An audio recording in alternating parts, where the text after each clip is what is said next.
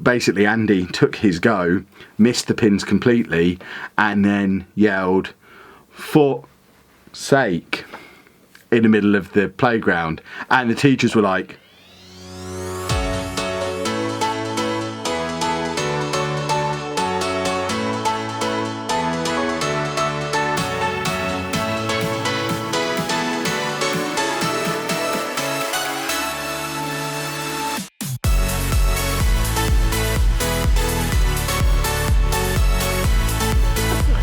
hello folks and welcome to today's vlog.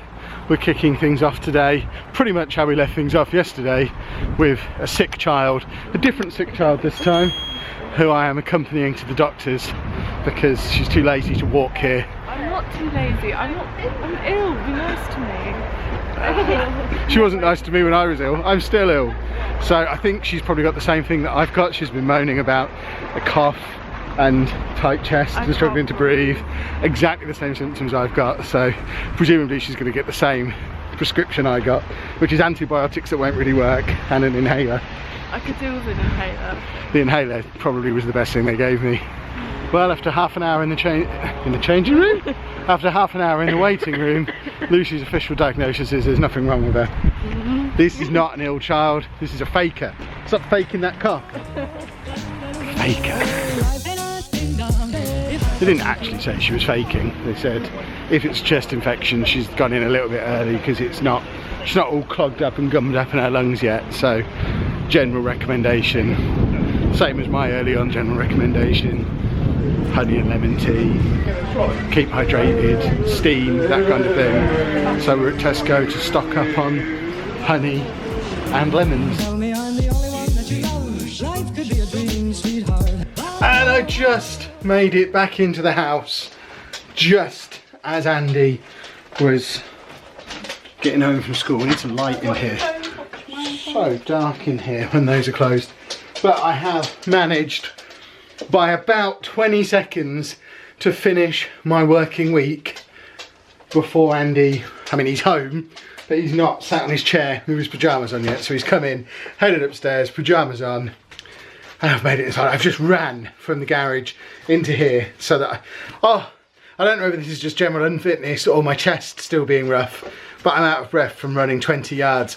I'm definitely back at the gym on Monday, but all videos made for the weekend, and now it's just, well, I've still got to do the vlog, but Football Manager stuff is done.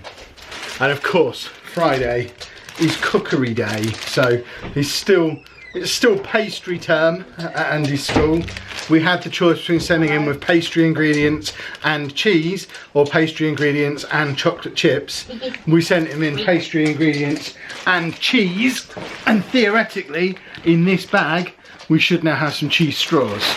Got to say, I've never seen cheese straws presented in a little Polly Pocket thing before. Lost his thing. We did buy him some Tupperware this week when we went to Asda to buy Lucy's birthday cake, but somehow they've gone missing. You've lost them. I've lost them. Let's have a look. What have we got? We have, they are very generously cheesed, cheese straws. They're very cheesy. Does Dave will have one? No. Have you had a good day at school, Andy? Yeah. Did you make these? Yeah. Are they good? Have you had one? Yeah. They're very tasty. What else did you do? So you made cheese straws? Yeah. That's all they've told us. Yeah. You made cheese straws? Awesome.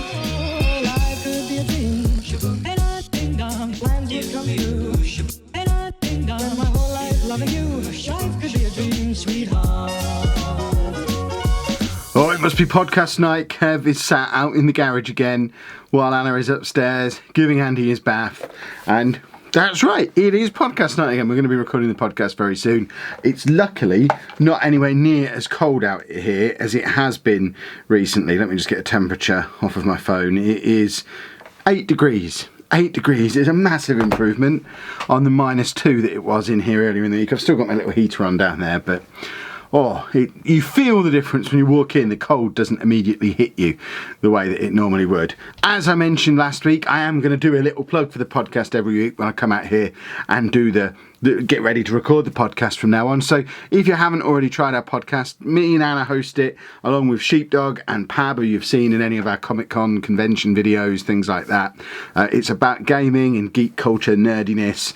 It's just a bit of fun. It's at times been the #1 gaming podcast in the UK though. So, you know, it's been going a long time. It does quite well for itself.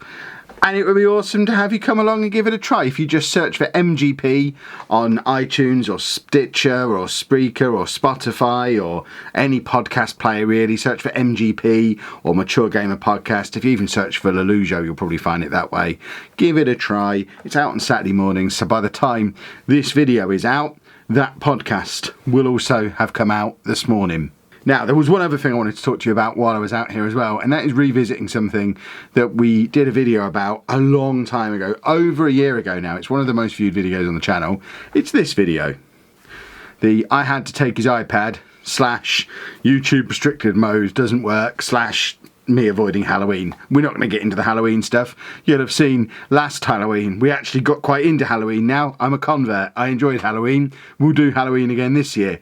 The thing I wanted to revisit was the whole YouTube restricted mode, Andy watching inappropriate videos, and how we now deal with it, because I think things have changed a little bit and have moved on a little bit from when we made that video, and I don't know that it's something we've ever really talked about on the vlog. To really summarise what ended up being quite a long story spread over lots of vlogs, Andy refuses to use YouTube Kids. He always has. He doesn't like the YouTube Kids interface, so he's always had full fat YouTube on his iPad. He also refuses to be logged in to a YouTube account. He just won't do it. If we log him into an account, he just logs out. He always uses YouTube completely as a guest, not logged in, not signed in, so it doesn't know his age.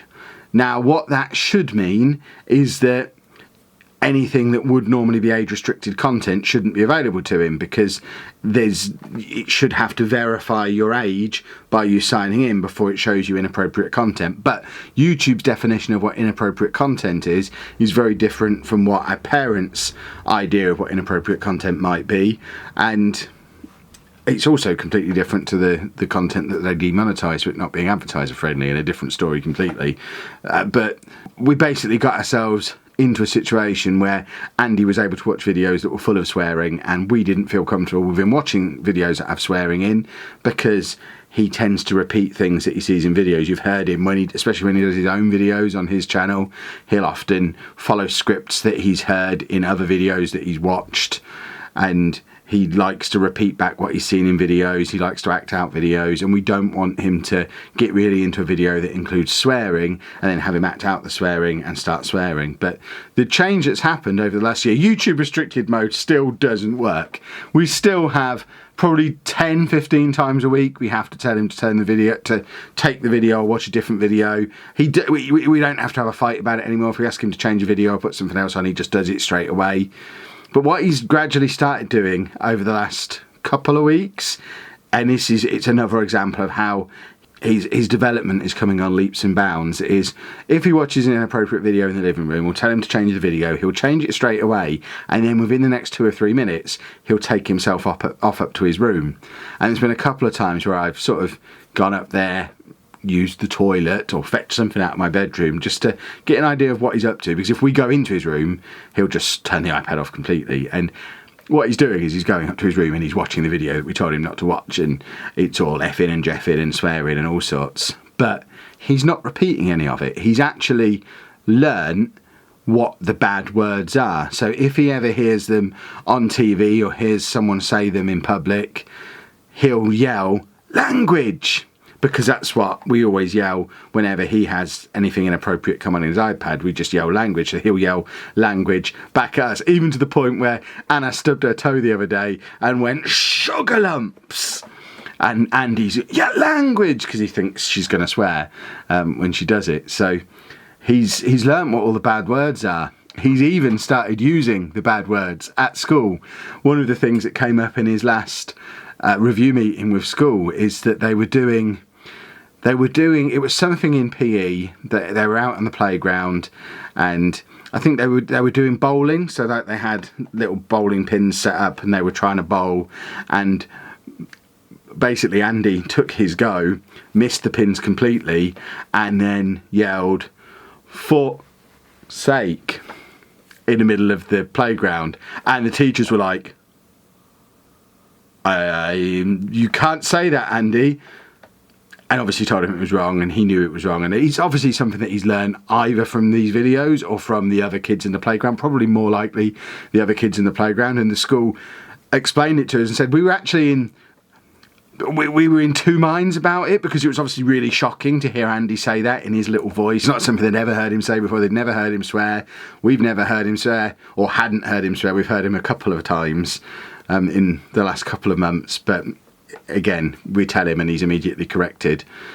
And they said it's quite funny because obviously they had to tell him off for doing it, because you can't be there in school yelling swear words, but at the same time and this is what the school said to us, they were massively impressed that he used it in exactly the right context. He tried to do something, it had gone wrong, he swore about it, it was perfect context, he showed a good understanding of when you swear, and they thought that's actually quite a good development milestone.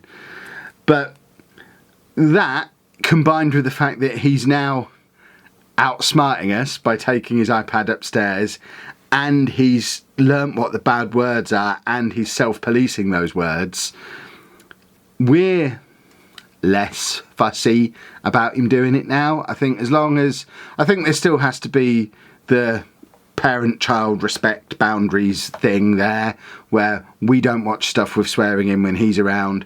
We don't expect him to watch stuff with swearing in when we're around. We don't want to sit there with him in our living room while he's watching something that's full of swearing, because that would make us feel really uncomfortable. Because, like I said at the time on the original video, I still don't swear in front of my dad, and I'm 36, and it's just the way I was brought up. Swearing isn't something you do in the home. I know for some people swearing is completely natural and normal, and you've done it before you could walk.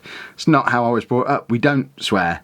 So we don't want him swearing around us. We don't want him watching swearing around us. But he turns 15 in the summer. I think we've reached a point where we give up with YouTube restricted mode. It just doesn't work. We never did manage to get him to use YouTube Kids, but I don't think that's a big deal anymore. And I think we're now comfortable letting him watch the videos, as long as we use it as a way to reinforce and help him learn what words are appropriate and what words are inappropriate.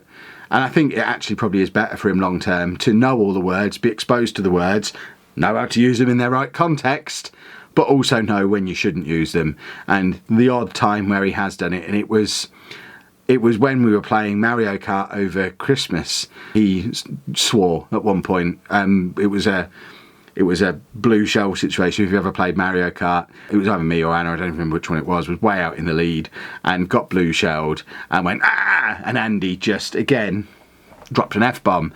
And we both immediately just spun around. "No, you can't say that. Language, say sorry," and he apologised straight away. We played Mario Kart again. We carried on playing for like an hour and a half. He didn't swear again once. So to me, I think it's massive progress to now be at the point where he knows the swear words. He sometimes watches stuff with swear words in, but he knows not to do it around us, and he knows not to repeat them. And if he does repeat them, he apologises straight away, and he knows they're bad.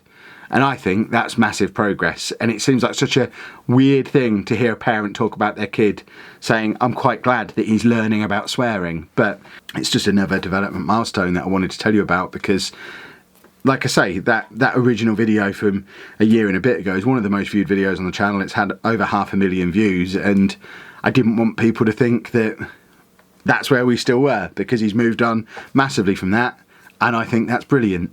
But that's all I wanted to say, so we will wrap things up there for today's vlog. Let me know down in the comments what your thoughts are on all that. I know there's going to be some of you who probably have some quite strong opinions about it. There were some very strong opinions on the original video, most of them telling me to chill out and let him watch the videos. Well, I'm glad I stuck to my guns and did it my way, because I think we've turned it into a real learning opportunity, which is ace. But let's have a chat about it down in the comments. I think that'll be quite a valuable exercise for all of us.